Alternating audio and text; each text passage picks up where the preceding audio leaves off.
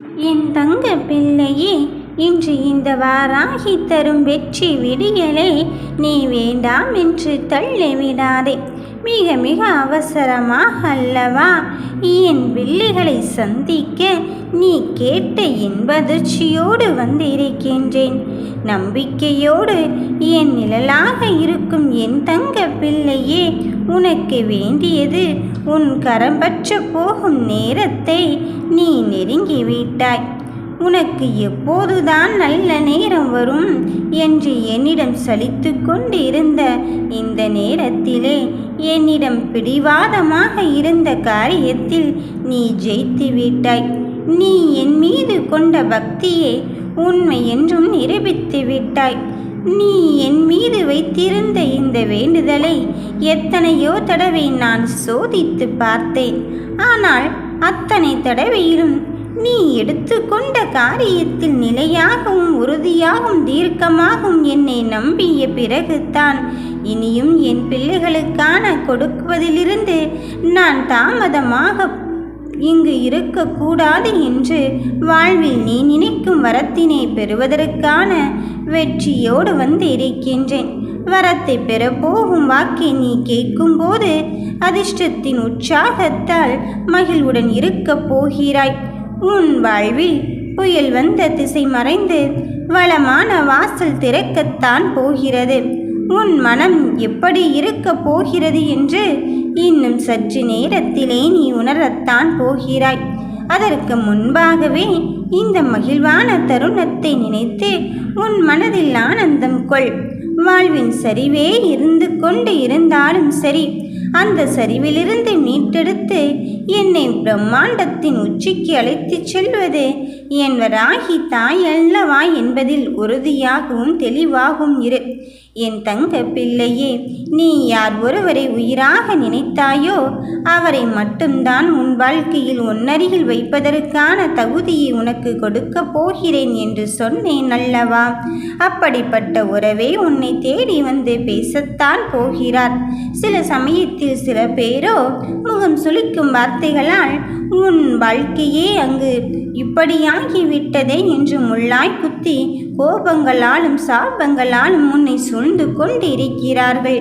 ஆனால் திரும்பி பார்க்கும் பொழுது அவர்களிடமா நாம் பழகினோம் என்று சொல்கின்ற அளவுக்கு உன் மனம் வருத்தி கொண்டு தனிமையை தேடி போராடி கொண்டிருக்கின்றது.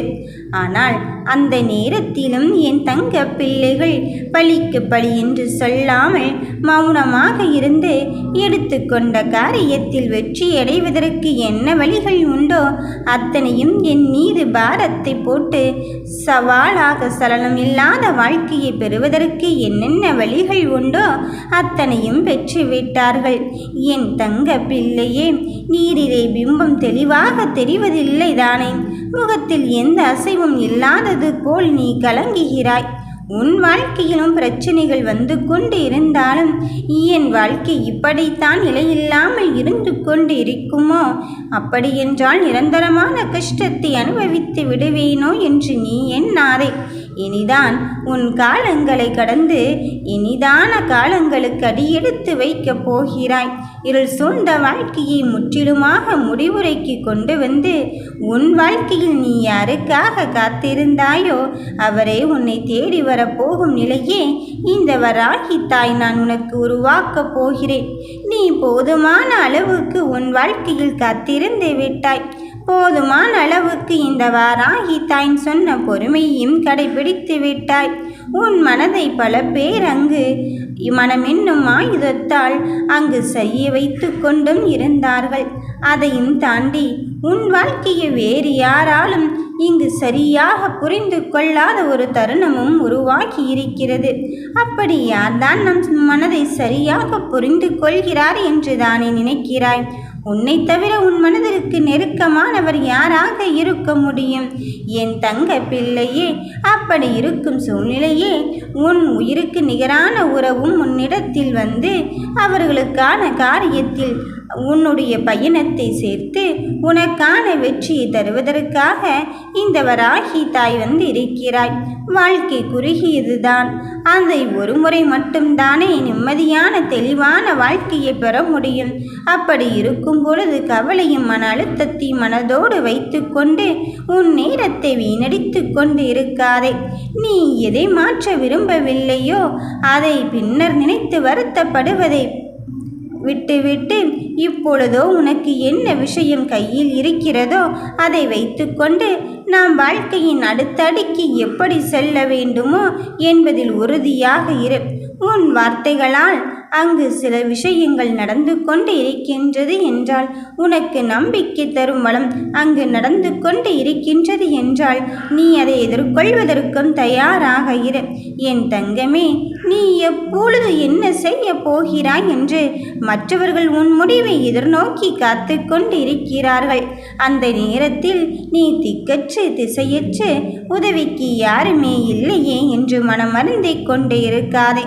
இந்த வராகி தாய்தான் உன் உயிருக்கு உறவான நிகரான உறவைத்தான் உன்னிடத்தில் கொண்டு சேர்த்திருக்கின்றேனே. அதன் பிறகும் சற்றும் யோசிக்காமல் உனக்கான வாழ்க்கையில் வருகின்ற துயரத்தை எல்லாம் என் விதியை கொண்டு நான் உனக்கு முறியடித்து விட்டு உன் வெற்றியை உன்வசமாக்க வந்திருக்கின்றேன்.